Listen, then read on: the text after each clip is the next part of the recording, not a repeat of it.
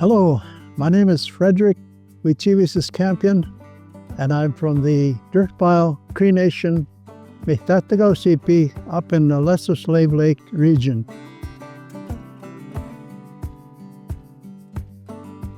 Inanaskomuyano tahukhtawino. Kasawitsaga tekum. Kaskino. Mina kagi migoak. Kegiway to matsyak machito tamako taski. Kapmuktiak. Kapmuktiha kon da simsnana ko semno to chapando. Kakyo to timno. Inanaskomuyano is wakustamanista umutaski. I just want to say thank you, and I'm just making reference in our language to giving the Creator thank you for all of the blessings and the gifts that we have, giving acknowledgement to our families, our children and grandchildren, acknowledging our people on the land. We've always had a great understanding and relationship with the water. And the water to us is very sacred. The water is a spirit and an entity that is alive. The water is part of one of the, I guess, what we call grandmother that gives life. She's the water is feminine in our ceremonies, and a grandmother. So when you think about the water as a spirit, it changes the perception on how we treat the water. In society today, water is more or less seen as a resource.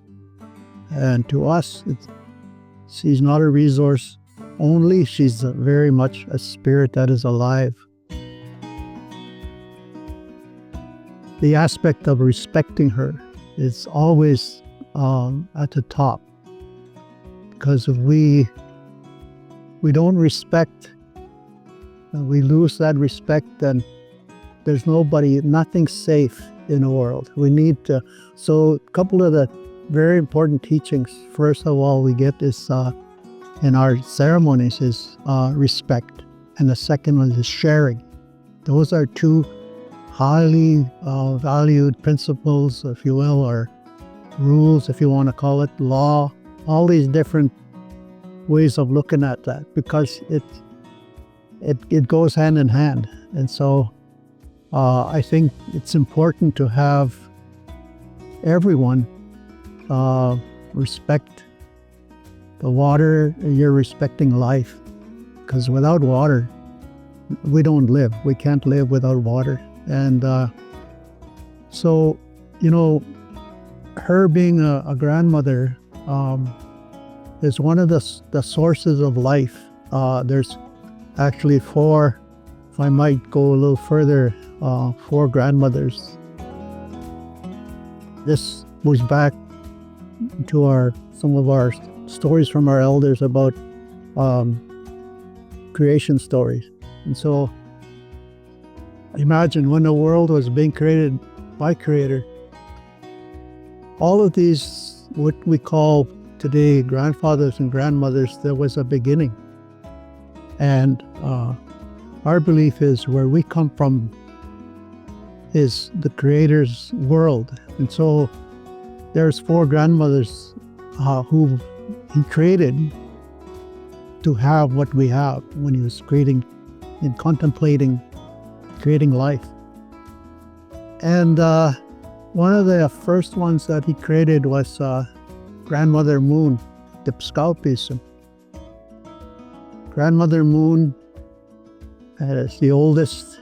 They're like sisters, if you will. And the second one is our Mother Earth, Kawinawaski.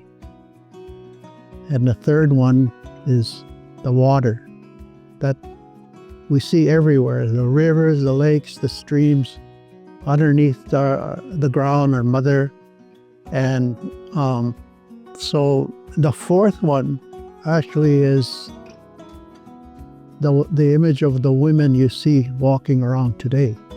That's the fourth one created. And to create life, created the woman. We need to teach that and to remind people about the sacredness of water as a spirit being herself. And I think that changes the view of how we treat the water, but not only that, how we treat one another. Saskatchewan is interpreted in English, it means fast-flowing river. And the intention of these rivers is to feed and go outward to the land, right? And so everybody that use the river is a source. They used to build their villages and communities close to the water, where there was a source of water, right? And the rivers were very much that. And so the Saskatchewan River is a very important part of the landscape, where it's what is making life happen. And it originates from the glaciers in the mountains, right? And it goes all along the prairies, from the mountains to the foothills to the prairies and so forth. And it's a very powerful river, as many of them are. All of them are, I would say. The land, the forests, the bush, where our plants are growing, our medicine. That's how we look at it, that spirit is doing its job, going, water the garden. So we have that medicine to help sustain us, heal us, doctor us. Let's say all of the water is polluted all over the world. That means that spirit is dying. That spirit is going to leave. And so I understand and I believe that spirit lives within that element, within that entity, within that, the liquid, the thing we call water, nipîy. There's a living spirit in that. And so the more you, like us as a human, when we're done here, our body, we die. Our body dies. But our spirit that lives within us travels on. And that's a similar thing with all the things in nature. Everything has a spirit. When you think about water, how important it is at every aspect, every level of our life, to respect that and to honor that and to help nurture that, protect it, protect these rivers and these lakes that are being polluted in some way. Governments have to change their way of looking at this. Not only governments, but people in general. It's not a resource. Yes, we consume, we use, we use it for cleaning and all this other stuff. But I really want to see how people in general can come around to the idea of just simple respect. And then from there, I think things will go better. And so there's also, I sat with some scientists a while back who talked about the water and the molecules and all these other things, and how they saw how this all is intertwined. And along that way, they began to realize that there is something here that's, when we talked about spirit, they were able to say, yes, this is alive. This is a spirit in here that's alive. So my teachings were shared with me. Primarily, it was my grandparents, my first teachers, my grandmother and my grandfather. And From there, my late mother, usuka pa uskwel, and also on my father's side, coming from a different territory, but coming with ceremony as well. So I learned from those folks early on, and then from there I was learning from many elders from across the Prairie region in particular, but also from elders that came up from the U.S., elders that came from out east.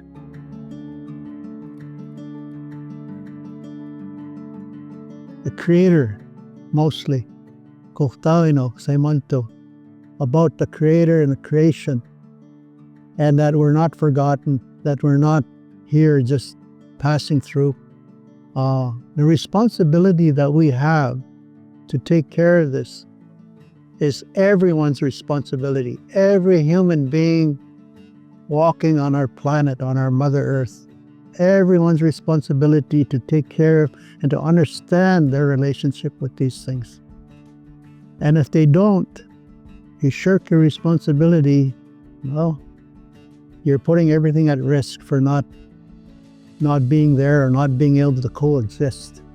Because nature itself is very powerful, not only for ourselves as a person in walking here, but we also have a responsibility for our children and our future generations, that they have the same opportunity or the chance to live and learn about how to coexist with the natural world, with human beings. I grew up hearing that term, what kind of world are we going to leave for our children? I say, what kind of child are we going to leave for the world? So in closing, I want to say I thank those elders that entrusted me to carry the ceremony, have taught me and given me their knowledge and their experience, and encouraged me and doctored me, and sama na naskomoan.